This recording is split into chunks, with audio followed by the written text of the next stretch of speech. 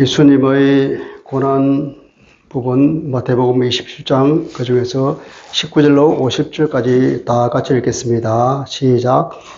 총독이 재판석에 앉았을 때에 그의 아내가 사람을 보내어 이르되 저 옳은 사람에게 아무 상관도 하지 마옵소서. 오늘 꿈에 내가 그 사람으로 인하여 애를 많이 태웠나이다 하더라. 대제사장들과 장로들이 무리를 권하여 바라바를 달라 하게 하고 예수를 죽이자 하게 하였더니 총독이 대답하여 이르되 둘 중 누구를 너희에게 놓아주기를 원하느냐. 이르되 바라바로소이다. 빌라도가 이르되 그러면 그리스도라 하는 예수를 내가 어떻게 하랴. 그들이 다 이르되 십자가에 못 박혀야 하겠나이다. 빌라도가 이르되 어찌미냐 무슨 악한 일을 하였느냐. 그들이 더욱 소리질러 이르되 십자가에 못 박혀야 하겠나이다 하는지라. 빌라도가 아무 성과도 없이 도리어 밀란이 나르는 것을 보고 물을 가져다가 무리 앞에 손을 씻으며 이르되 이 사람의 피에 대하여 나는 무죄하니 너희가 당하라. 백성이 다 대답하여 이르되 그 피를 우리와 우리 자손에게 돌릴지어다 하거늘. 이에 바라바는 그들에게 놓아주고 예수는 채찍질하고 십자가에 못 박히게 넘겨주니라. 이에 총독의 군병들이 예수를 데리고 관정 안으로 들어가서 온 군대를 그에게로 모으고 그의 옷을 벗기고 홍포를 입히며 가시관을 엮어 그 머리에 씌우고 갈대를 그 오른손에 들리고 그 앞에서 무릎을 꿇고 희롱하여 이르되 유대인의 왕이여 평안할지어다 하며 그에게 침 뱉고 갈대를 빼앗아 그 머리를 치더라. 희롱을 다한 후에 홍포를 벗기고 도로 그 옷을 입혀 십자가에 못 박으려고 끌고 나가니라. 나가다가 시몬이란 구레네 사람을 만나매 그에게 예수의 십자가를 억지로 지워 가게 하였더라. 골고다 즉 해골의 곳이라는 곳에 이르러 썰게 탄 포도주를 예수께 주어 마시게 하려 하였더니 예수께서 맛보시고 마시고자 하지 아니하시더라. 그들이 예수를 십자가에 못 박은 후에 그 옷을 제비 뽑아 나누고 거기 앉아 지키더라. 그 머리 위에 이는 유대인의 왕 예수라는 쓴 죄패를 붙였더라. 이때 예수와 함께 강도 둘이 십자가에 못 박히니 하나는 우편에 하나는 좌편에 있더라.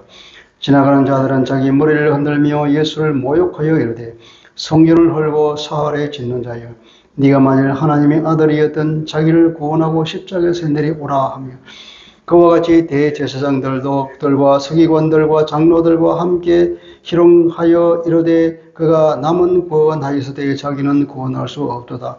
그가 이스라엘의 왕이로다. 지금 십자가에서 내려올지어다. 그리하면 우리가 믿겠노라. 그가 하나님을 신뢰하니 하나님이 원하시면 이제 그를 구원하실지라. 그의 말이 나는 하나님의 아들이라 하였도다 하며 함께 십자가에 못 박힌 강도들도 이와 같이 욕하더라. 제6시로부터 온 땅이 어둠이 임하여 제9시까지 계속되더니 제9시쯤에 예수께서 크게 소리질러 이르시되 엘리 엘리 라마 사박다니 하시니 이는 곧 나의 하나님 어찌하여 나를 버리셨나이까 하는 뜻이라. 거기 섰던 자 중 어떤 이들이 듣고 이르되 이 사람이 엘리야를 부른다 하고 그 중 한 사람이 곧 달려가서 해면을 가져다가 신 포도주에 적셔 갈대에 끼어 마시게 하거늘 그 남은 사람들이 이르되 가만두라. 엘리야가 와서 그를 구원하나 보자 하더라. 예수께서 다시 크게 소리 지르시고 영원히 떠나시니라. 아멘. 하나님의 말씀입니다. 여러분 구약에서 제일 지루한 부분이 어떤 부분이죠? 구약을 읽어보셨죠? 어떤 부분이 제일 지루했습니까? 레위기. 제사에 관한 규정이 나올 때 참 읽기가 지루했죠. 또 족보 얘기 나올 때 지루하지 않았습니까? 족보 얘기가 창세기도 나오고 역대기도 나오죠. 족보 얘기. 그리고 또 출애굽기 보면 성막을 어떻게 만들 것인가요? 성막에 대한 그 설계도가 정확하게 자세하게 나오죠. 그것도 정말 지루하고 읽기 힘들었잖아요. 그 두 번 나오잖아요. 또 그것도. 한 번은 그대로 얘기하고 또 한 번은 그대로 만들었다는 의미에서 또 반복한다 이거죠. 여러분 이렇게 족보와 성막에 관한 설계도 이야기 그리고 제사에 관한 게 왜 이렇게 우리에게 읽기가 힘들고 지루하고 아무 의미가 없는 것 같은 것인데 성경이 그렇게 나와 있을까요? 중요하기 때문에 있는 거예요. 여러분 족보는 왜 있을까요? 족보는 메시아의 출현을 기대하기 때문에 그 족보가 있는 거예요. 그 족보를 통하여서 결국 그 후손에 여자의 후손으로 여자의 씨에 메시아가 온다는 그 하나님의 약속 때문에 그렇게 족보를 따지지 않나 싶어요. 성막은 또 뭡니까? 우리와 함께 사시겠다는 하나님의 약속이 그 성막에 있잖아요. 그러니까 성막은 얼마나 우리에게 거룩함, 하나님의 거룩함과 그 성별의 의미를 우리에게 가르쳐 주기 위해서 그 성막에 관한 것이 있죠. 성막은 하나님이 우리와 함께 사신다는 그 약속, 그리고 하나님은 거룩하시기 때문에 함부로 할 수 없다는 그 의미가 그 성막 설계도와 그 모든 규정에 다 담겨 있는 거죠. 그리고 제사는 또 뭘까요? 제사는 죄를 사하는 방법을 우리에게 가르쳐 주는 겁니다. 우리의 인생이 이렇게 힘든 게 원인이 뭡니까? 죄 때문에 그렇잖아요. 이 모든 세상이 다 하나님의 창조에 의하면 조화롭게 돌아가야 되는데 왜 자연재해가 생기고 기후변화가 심하고 이렇게 생깁니까? 인간의 죄 때문에 그렇잖아요. 인간의 죄 때문에 이게 모든 피조물이 함께 탄식하며 함께 고통 가운데 있다고 말하고 있죠. 다 인간의 죄 때문에 이 자연조차도 황폐하게 된 거죠. 그러니까 이 죄 문제를 해결하는 게 그렇게 중요한 거죠. 이 죄가 해결되어야만이 다시금 우리가 에덴으로 돌아갈 수가 있고 더 나아가서 하나님의 창조의 완성까지 갈 수가 있는데 이 죄 문제가 그렇게 힘든 문제죠. 이 메시아는 이사야서에 그렇게 적나라하게 예언이 되어 있는데 특히 이 하나님의 고난받는 종이라는 개념으로 우리에게 설명되고 있습니다. 이사야 53장에 그것이 너무 아주 영화를 보듯이 그렇게 서술되어 있잖아요. 어떻게 예수님이 십자가에 못 박힌 그걸 그대로 그렇게 묘사했는지 몰라요. 그러니 예수님이 그 십자가라고 하는 것이 그냥 우연히 또 힘이 없어서 뭐 그렇게 상황이 흘러가는 바대로 하려다 보니 그렇게 된 것이 아니라 이거죠. 하나님이 창세전부터 계획하고 오랜 세월이 지나서 드디어 때가 되매 하나님께서 그 구원 계획을 완성하시기 위해서 당신의 아들을 이 땅에 보내서 십자가를 지게 만들고 그렇게 해서 우리의 죄 문제를 해결했다 이 말이에요. 그것이 메시아에 관한 그 예언들이잖아요. 그것이 바로 예수님의 고난 가운데 아주 집약적으로 표현되어 있죠. 오늘 우리는 예수님의 고난 노사를 읽었습니다. 오늘 주일을 우리를 고난 주일로 지킵니다. 예수님이 드디어 십자가를 지기 위해서 예루살렘에 입성했습니다. 입성할 때에는 사람들이 종려나무 가지를 깔며 예수님을 메시아로 환영했죠. 그러나 그 입성식은 초락의 짝이 없죠. 어린 나귀 새끼, 그 새끼에 제자들이 옷을 안장처럼 얹고 그 위에 예수님이 올라탔습니다. 그리고 주변엔 어린애들과 주변에 있는 그런 무지랭이들이 손뼉을 치면서 환영하고 종려나무 가지를 끌고 바닥에다 깔고 그렇게 메시아를 환영했습니다. 그 환영은 금방이고 금방 그들은 예수님을 죽이려는 유대 권력자들의 계획에 의해서 결국은 십자가에 달리죠. 그 마지막 한 주간이 바로 주님이 예루살렘에 입성하고 월요일, 화요일, 수요일, 목요일 십자가에 달리고 그리고 토요일 무덤에 계시고 일요일 새벽에 부활하신 것이 이 마지막 한 주간이죠. 주님이 받으신 그 고난이라는 것은 우리가 실로 말로 설명할 수가 없죠. 인간이 받았던 그 어떠한 고난보다도 강력한 참기 힘든 고난과 고통. 그것은 그래서 우리가 무슨 말로 할 수가 없는데 기껏 한다고 하는 얘기 우리가 총체적인 고난이다. 아니면 뭐 전립격적 고난이다. 이렇게밖에 말할 수가 없죠. 첫째 그것은 육체의 고난이었잖아요. 26절에 보니까 채찍질하려고 내어 주었다 그랬습니다. 여러분 채찍질하고 우리가 성경은 참 너무나 무미건조하게 쓰여져 있어요. 아주 몇 개의 팩트만 탁탁탁 골라서 썼는데 거기에는 일체의 감정이나 어떤 분위기를 생략해버렸죠. 근데 그걸 우리가 상상하면서 읽어봐야 됩니다. 채찍질, 그 당시 로마 군대가 사용하는 채찍질이 어떤 것이었습니까? 그 채찍 끝에는 납이 달려 있어가지고 그 채찍을 등에다 때리면 어떻습니까? 그것이 살로 파고 들어가서 당길 때에 살점이 떨어져 나오는 무시무시한 채찍질 하잖아요. 그것을 여러분 패셔너블 카라테 영화를 보셨습니까? 그 채찍질을 한 번 하고 끝입니까? 거의 반 죽을 때까지 때리지 않습니까? 완전히 몸이 그냥 뭐 전체가 피투성이 되고 살점이 다 드러나고 뼈가 다 드러날 정도로 어떻게 인간에게 갈 수 있는 그렇게 잔인하게 채찍질할 수가 있습니까? 그 채찍질이에요. 얼마나 오랜 동안 때립니까? 거의 죽을 때까지 때립니다. 그 육체 고난은 또 그렇게 해서 완전히 기진맥진해서 완전히 힘을 다 뺀 뒤에 자기가 져야 할 십자가를 자기가 등에 메고 가도록 합니다. 그렇게 힘이 다 빠진데 어떻게 그걸 지고 갈 수 있겠어요? 거의 기다시피 넘어지고 또 넘어지고 그리고 피투성이 되면서 그것을 골고다 언덕으로 올라가죠. 그래서 보면 32절에 보면 지나가는 구레네 사람 시몬을 징발을 합니다. 징용을 합니다. 그 당시에 로마 사람들이 누구든지 징용할 수 있는 권리가 있어요. 너 이리 와, 이해해. 그렇게 해서 그 예수님이 십자가를 지고 가게 했다는 기사가 나오면 얼마나 많이 기진맥진했으면 이렇게 징용을 해서까지 가야 할 정도로 예수님은 특별히 더 맞은 것이죠.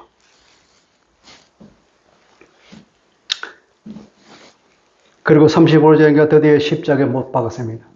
산 사람을 대못을 양손에다가 박고 그리고 발등에다가 대못을 박아서 그 십자가에 고정시키려고 그러면 그 체중이 얼마나 무겁습니까? 아무리 적은 체중이라 하더라도 근데 뭐 젊은 30대 사람에 대한 60kg, 70kg 나가지 않겠어요? 그 많은 체중이 그 못 두 개의 손에다가 걸쳤는데 얼마나 그 찢어지는 고통이 있겠습니까? 그러면 숨을 못 쉰다고 합니다.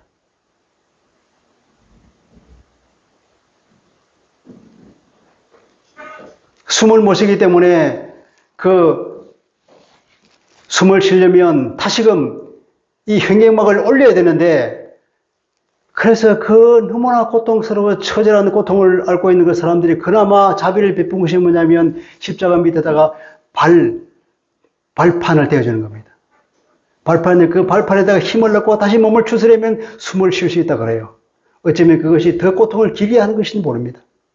빨리 죽는 것이 나은데.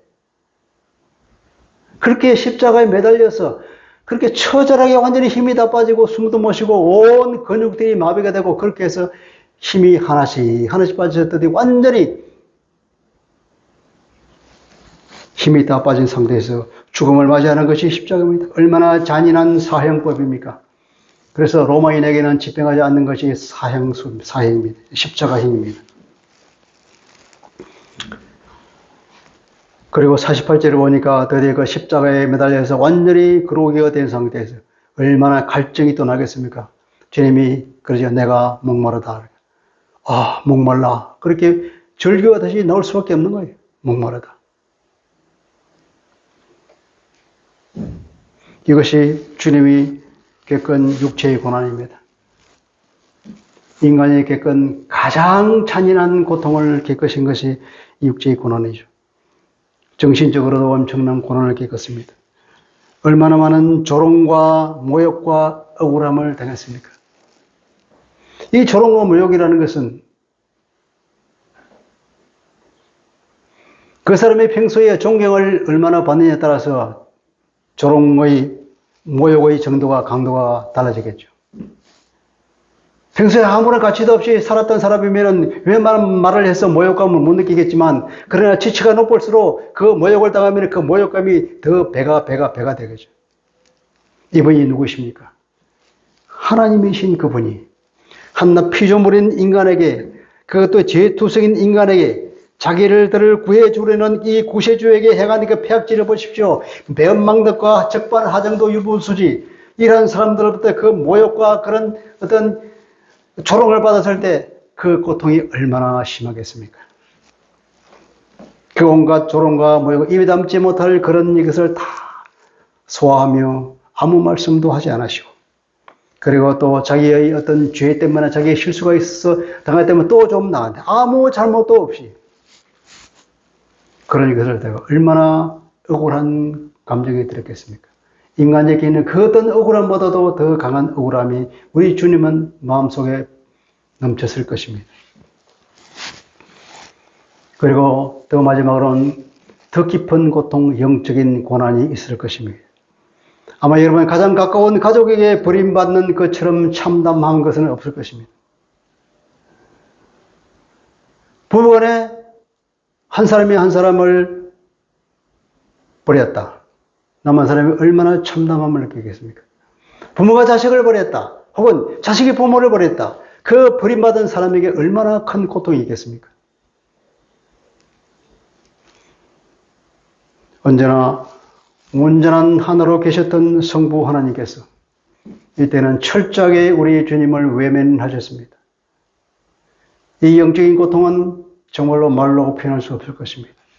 그래서 주님께서 뭐라고 외마디를 치셨습니까? 엘리 엘리 람마 샤박탄이라고 말했지 않습니까? 이런 총체적인 고통, 그 어떤 인간도 겪어보지 못했던 고통을 우리 주님이 당하셨습니다. 이것이 우리 주님이 당하신 고난입니다. 그런데 이 고난이라는 것은 바로 죄에 대한 저주였다는 것입니다. 죄에 대한 심판으로 오는 고통이었죠. 주님의 죄가 아니라 바로 나의 죄, 우리의 죄, 온 인류의 죄에 대한 저주의 심판을 주님이 그 십자가에서 받으셨다는 것이죠. 여러분, 권력자들이 무슨 의도로 주님을 십자가에 못 박게 했습니까? 왜 굳이 십자가행을 당하게 했을까요? 그것은 예수를 아예 저주받은 자로 매도하기 위한 것입니다. 낙인을 찍으려는 것이에요. 그들은 법이 있잖아요. 신명기 21장 23절에 의하면 나무에 달린 자는 하나님께 저주를 받았습니다 하는 그런 하나님의 말씀이 있습니다. 그래서 예수로 하여금 십자가행을 당해서 나무에 달린 자, 저거라! 저주받은 자라고 온 유대인들이 다 알도록 그런 낙인을 찍으려고 굳이 십자가행을 고집해서 드디어 그들이 성공한 거죠. 그것은 바로 죄에 대한 저주를 상징하기 때문에 그렇습니다. 그러나 여기 하나님의 반전이 있습니다. 갈라디아 3장 13절에 의하면 이렇게 말합니다. 그리스도께서 우리를 위하여 저주를 받은 바 되사, 저주를 받은 거죠. 율법의 저주에서 우리를 속량하셨으니 기록된 바 나무에 달린 자마다 저주 아래 있는 자라 하였습니다. 하나님께 그렇게 말씀하십니다. 그렇지, 예수는 저주받은 게 맞아. 죄의 저주를 받았어. 그러나 그의 죄 때문이 아니라 바로 우리의 죄, 온 인류가 지은 그 죄에 대한 저주를 홀로 다 받은 것이야. 그렇게 말씀하죠. 그래 우리로 하여금 그 죄로부터 해방을 얻게 하기 위해서 죄를 통하여 역사하는 그 율법의 저주를 우리에게 해방시켜주기 위해서 주님이 홀로 그 저주를 받으셨다는 것입니다. 그 저주의 이유는 바로 하나님의 공의로우신 의를 이루기 위한 것이 아니겠습니까? 죄를 심판하지 않으면 하나님이 공의롭다고 할 수 있겠습니까? 죄는 철저하게 심판받고 없어져야 그래야 하나님의 공의가 쓰지 않습니까? 이 예수님이 받으신 죄에 대한 저주는 바로 하나님의 공의의 실현이었습니다. 주님의 고난은 하나님의 공의를 이루기 위하며 우리의 죄를 속량하기 위함이었습니다. 이것이 주님이 받으신 고난의 의미라고 볼 수 있겠죠. 또 하나의 의미는 그것이 바로 하나님이 우리를 사랑하시는 사랑이라는 것입니다. 왜냐하면 그것은 내가 받아야 할 저주이기 때문에 그렇죠. 하나님은 우리에게 구원을 약속하셨습니다. 죄 문제를 해결해 주겠다고 이미 약속하셨단 말이에요. 누구에게 먼저 약속했습니까? 아담 부부에게 약속했어요. 하나님 아담 부부를 지극히 사랑하셨어. 비록 그들을 에덴에서 처방하시긴 했지만 그들을 잘 돌보고 또 이 구원의 약속을 주셨습니다. 창세기 3장 15절에 여자의 씨가 사탄의 머리를 깰 것이라는 약속을 주었습니다. 그래서 그들은 하나님의 주실 여자의 씨를 기다렸습니다. 후손을 기다린 거죠. 세월이 많이 지났습니다. 하나님 한 사람 아브라함을 택하시고 그를 통해서 하나님의 뜻을 이루시기를 계획하셨습니다. 창세기 12장 3절입니다. 땅의 모든 족속이 너로 말미암아 복을 얻을 것이라. 이 복이란 바로 죄 문제를 해결받는 근본적인 복입니다. 그래서 아브라함을 통하여 한 민족이, 한 나라가 만들어졌습니다. 그때 하나님께서는 이렇게 그들에게 약속하십니다. 출애굽기 19장 5절 6절입니다. 세계가 다 내게 속하여 있나니 너희가 내 말을 잘 듣고 내 언약을 지키면 너희는 모든 민족 중에서 내 소유가 되겠고 너희가 내게 대하여 제사장 나라가 되며 거룩한 백성이 되리라. 제사장 나라, 거룩한 백성. 제사가 무엇 때문에 있다 그랬죠? 죄 문제를 해결하는 것이 제사입니다. 그 제사를 섬기는 것이 제사장입니다. 바로 아브라함을 통하여 만들어진 이스라엘이라는 한 나라가 하나님과 모든 인간 사이의 중재자가 되어서 모든 죄 문제를 해결하고 인간이 하나님과 화해할 수 있는 그 중보자가 되게 한다는, 그래야 모든 인류의 죄를 해결해 주시겠다는 하나님의 계획이 그렇게 나타난 것입니다. 드디어 또 세월이 지났습니다. 사무엘하 7장 12절에 보면은 하나님께서 다윗에 대하여 이런 약속을 줍니다. 내가 네 몸에서 내 씨를 네 뒤에 세워 그 나라를 견고하게 하리라. 내 집과 내 나라가 16절에 보면 내 집과 내 나라가 내 앞에서 영원히 보존되고 내 왕위가 영원히 견고하리라. 영원이라는 말이 있는 걸 볼 때 이것은 하나님께서 다윗의 후손을 통하여 메시아를 보내겠다는 뜻으로 해석이 됩니다. 그래서 메시아는 다윗의 후손으로 올 것이요 유대인의 왕으로 오실 것이라는 것이 유대인들의 일반적인 생각이었죠. 고난받는 종을 통한 하나님 백성의 죄 문제를 해결하겠다고는 예언이 그 이후에 수없이 많이 나옵니다. 대표적으로 우리가 아까 얘기했던 이사야 53장 4절 5절은 이렇게 말합니다. 그는 실로 우리의 질고를 주고 우리의 슬픔을 당하였거늘 우리는 생각하기를 그는 징벌을 받아 하나님께 맞으며 고난을 당한다 하였노라. 그 많은 사람들이 예수님의 고난을 보고 다 조롱하며 지나가고 자기 죄 때문에 죽었다고, 네가 하나님의 아들이면 뛰어내려 보라고 그렇게 말했죠. 그가 징벌을 받아 하나님께 맞으며 그가 자취한 죄 때문에 고난을 받는다고 그렇게 생각했다는 겁니다. 그가 찔리면 우리의 허물 때문이요 그가 상함은 우리의 죄악 때문이라. 우리의 죄 때문에 그가 까닭없이 십자가에서 고난을 받는다는 거예요. 그가 징계를 받음으로 우리는 평화를 누리고 그가 채찍에 맞음으로 우리는 나음을 받았다. 그가 징계를 받음으로 그가 저주를 받음으로 우리는 하나님과의 화해가 이루어지고 평화를 누리고 그가 채찍에 맞음으로 우리는 마음의 질병, 죄 문제를 해결받는다 이 말이에요. 10절 보면 그의 영혼을 속건 제물로 드리게 됩니다. 보면은 주님이 십자가에 못 박히는 바로 스스로가 제물이 된 거구나. 제사를 통하여 우리에게 죄 문제를 해결해 주겠다는 하나님의 그 계획에 바로 스스로가 제물로 바쳐서 모든 인간의 죄를 해결하는 바로 그 제사였구나 하는 걸 말하고 있습니다. 그의 영혼을 속건 제물로 드리게 이르면 그가 씨를 보게 되며 후손을 보게 되며 죽은 그가 무슨 후손이 있습니까? 예수 안에 있는 모든 사람들이 예수의 후손이라는 얘기입니다. 또 그 손으로 여호와께서 기뻐하시는 뜻을 성취하리라. 하나님의 구원 계획을 바로 그 고난받는 종이 십자가에서 저주받음으로 하나님의 구원 계획을 성취하리라는 것입니다. 11절에 보면 나의 의로운 종이 자기 지식으로 많은 사람을 의롭게 하며 그 씨들에게 그 의를 나누어 준다 이 말이에요. 또 그들이 죄악을 친히 담당하리로다. 인간의 모든 죄를 스스로 담당하는 그 하나님의 고난받는 종. 12절에 그가 자기 영혼을 버려 사망에 이르게 하며 범죄자 중 하나로 히아렘을 받았느니라. 좌우에 강도가 있었죠. 그러나 그가 많은 사람의 죄를 담당하며 범죄자들을 위하여 기도하였느니라. 이것이 주님의 십자가가 아니면 무엇이겠습니까? 예수님이 탄생하기 전 700년도 더 된 그 옛날에 이런 예언이 너무나 자세한 묘사처럼 나와 있지 않습니까? 죄에 대한 심판은 죽음이다. 그것이 제사 제도가 우리에게 알려주는 하나님의 진리의 말씀입니다.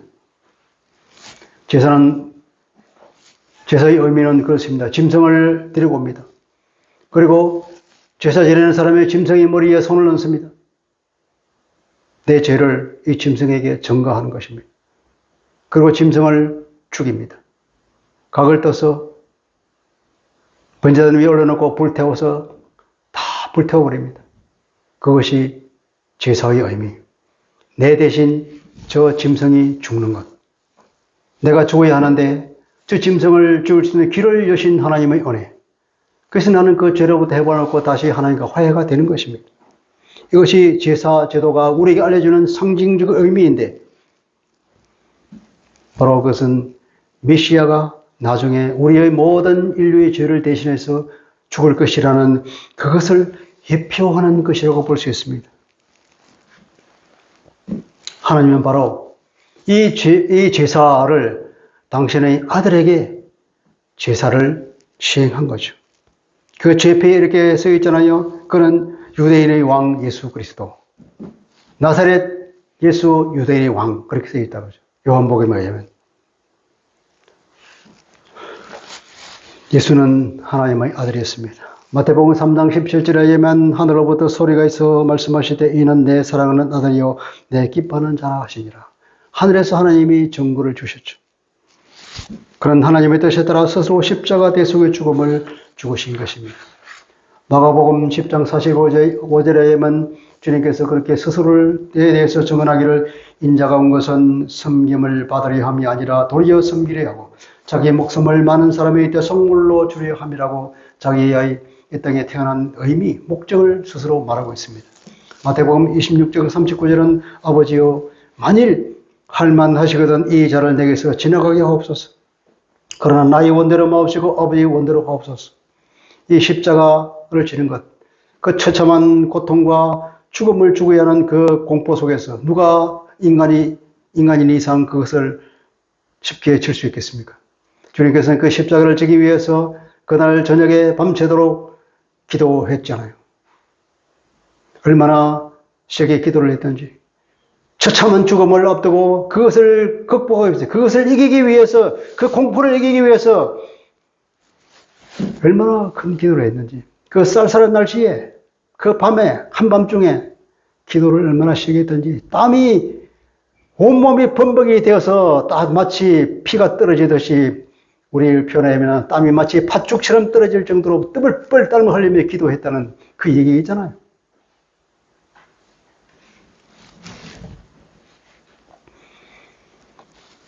그는 그렇게 하면 아버지여 만약 할만하시거든 이 자는 내게서 지나가게 하옵소서. 앉았으면 좋겠습니다. 그러나 아버지의 뜻이라면 내가 지겠습니다. 아버지의 원대로 하옵소서. 당신의 아들을 십자가에 죽이는 것이 하나님의 뜻이었습니다. 여러분. 그것이 하나님께서 우리를 향한 구원 계획을 이루는 유일한 방법이었던 것 같습니다. 시편 69장 69편 21절은 이렇게 말합니다. 그들이 쓸개를 나의 음식물로 주며 목마를 때에는 초를 마시게 하였사오니. 이 십자가를 지는 그 과정이 그렇잖아요. 십자가를 질 때에 사람들이 그 고통이 너무나 큰 걸 알기에 그 마취제 역할을 하는 그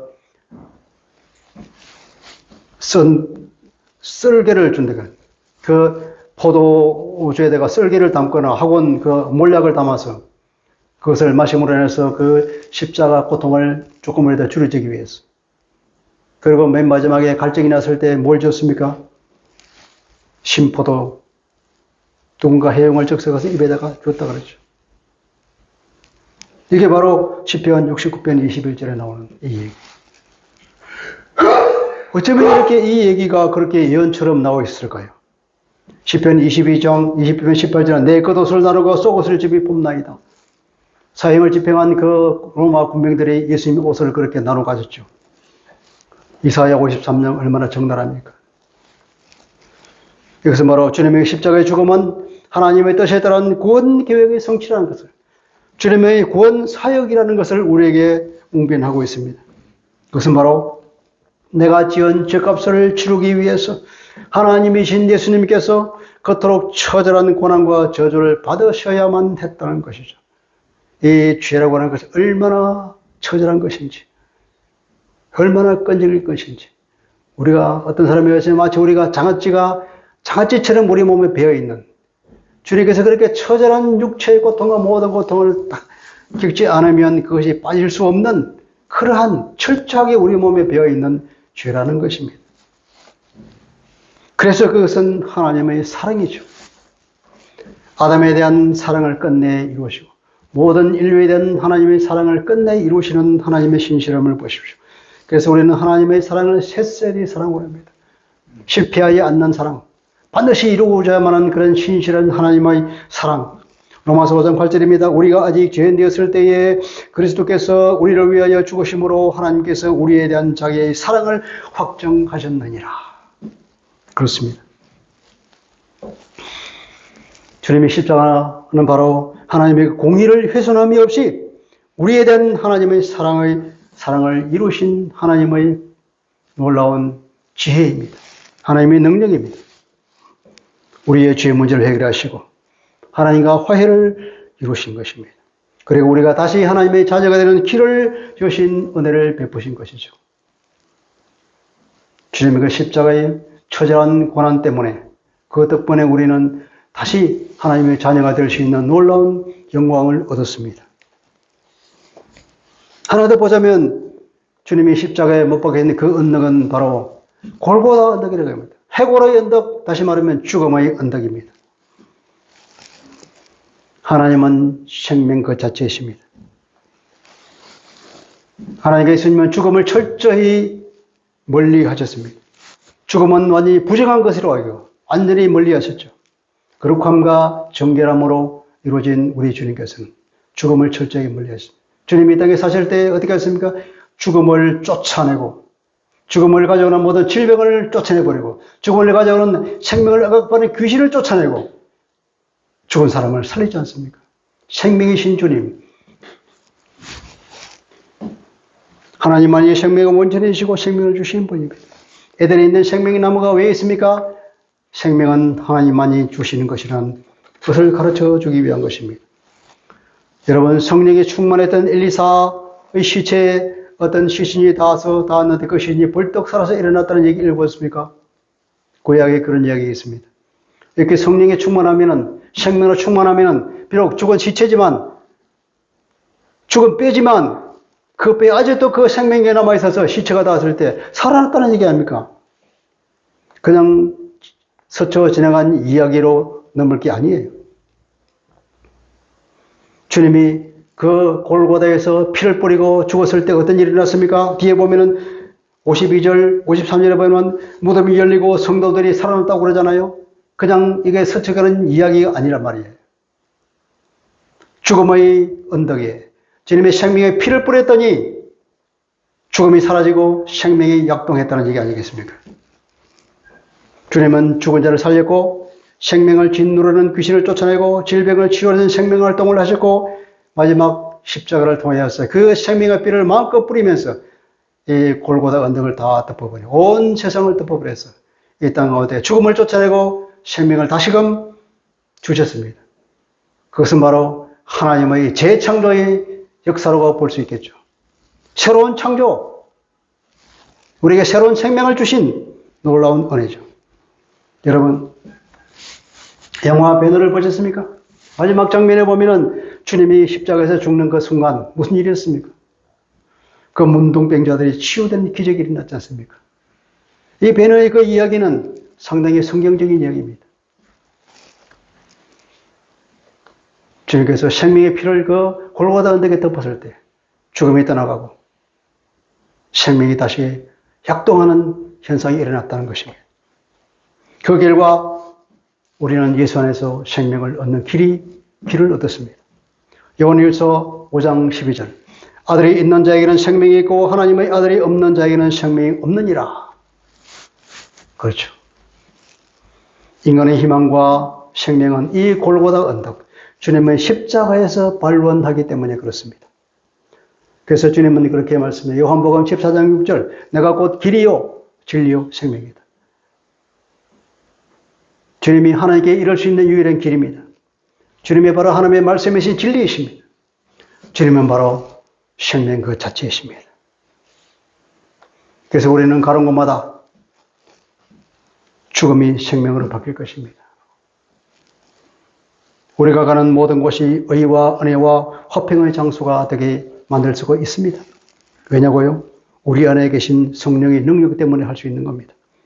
이사야 35장 7절에 보면은 그 마지막 때에 하나님의 성령의 능력으로 인하여서 이런 일이 난다고 합니다. 뜨거운 사막이 변하여 못이 될 것이고 메마른 땅이 변하여 원천이 될 것이며 성냥개가 눕던 곳에 풀과 갈대와 부들이 날 것이다.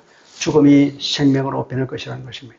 우리 속에 생명이신 성령이 계시기 때문에 우리가 가는 모든 것은 죽음이 떠나가고 생명의 활력을 얻을 것입니다. 모든 파괴와 죽음이 떠나가고 거기에 하나님의 의와 은혜와 화평이 이루어질 것입니다. 그것이 우리가 살아가는 이유이기도 하겠죠. 말씀을 요약해 보겠습니다. 예수님의 십자가의 고난이 무슨 의미입니까? 그것은 총체적인 고난이었습니다. 총체적인 죄에 찌든 우리를 해독하기 위한 유일한 해독제가 바로 주님의 총체적인 고난이었다고 할 수 있습니다. 그것은 죄에 대한 저주였기에 그토록 처절했던 것입니다. 그 저주는 바로 내가 받아야 했던 저주인데 주님이 대신 받으신 것입니다. 그것은 바로 우리에 대한 하나님의 사랑이며 하나님의 공의와 신실하심의 표현이었습니다. 로마서 3장 26절입니다. 곧 이때에 자기의 의로우심을 나타내서 자기도 의로우심에 또한 예수 믿는 자를 의롭다 하려 하심이라. 그것이 하나님의 공의와 사랑과 그 모든 것이 한꺼번에 이루어진 하나님의 능력이죠. 성삼위 하나님의 생명사역입니다. 그것은 죽음의 골고다에 생명의 피를 뿌려서 죽음을 이기신 하나님의 능력의 사건입니다. 그래서 그것은 예수님의 자발적인 구원 사역입니다. 하나님의 뜻에 따른 구원 계획의 성취였고 죄의 문제를 해결하고 우리가 하나님과 화해가 되며 다시 하나님의 자녀가 된 길을 여신 사건이었습니다. 그래서 여러분 예수님은 어떤 분입니까? 구원에 이르는 유일한 길이신 예수님입니다. 죄의 문제를 해결하신 유일한 길이신 예수님이십니다. 하나님께 갈 수 있는 유일한 길이신 예수님이십니다. 생명을 얻을 수 있는 유일한 길이신 예수님이십니다. 예수께서 이르시되 내가 곧 길이요 진리요 생명이니 나로 말미암 자고는 아버지께로 올 자가 없느니라. 이 복음을 우리는 죽는 날까지 전해야 할 것입니다.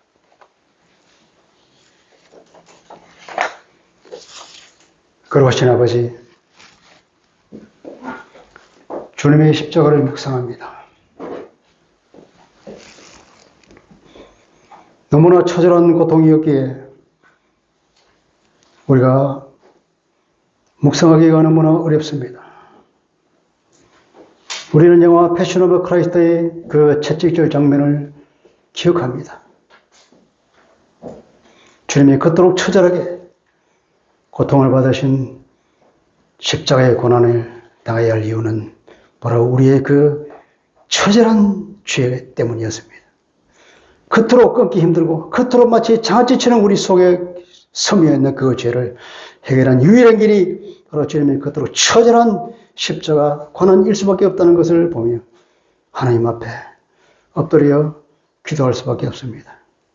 이런 은혜를 베푸신 주님을 찬양하며 우리가 날마다 주님 말씀에 순종하며 살기를 원하오니 오 주여 우리가 죽는 날까지 이 복음을 전하는 사람 되게 하여 주옵소서. 예수 그리스도 이름으로 기도합니다.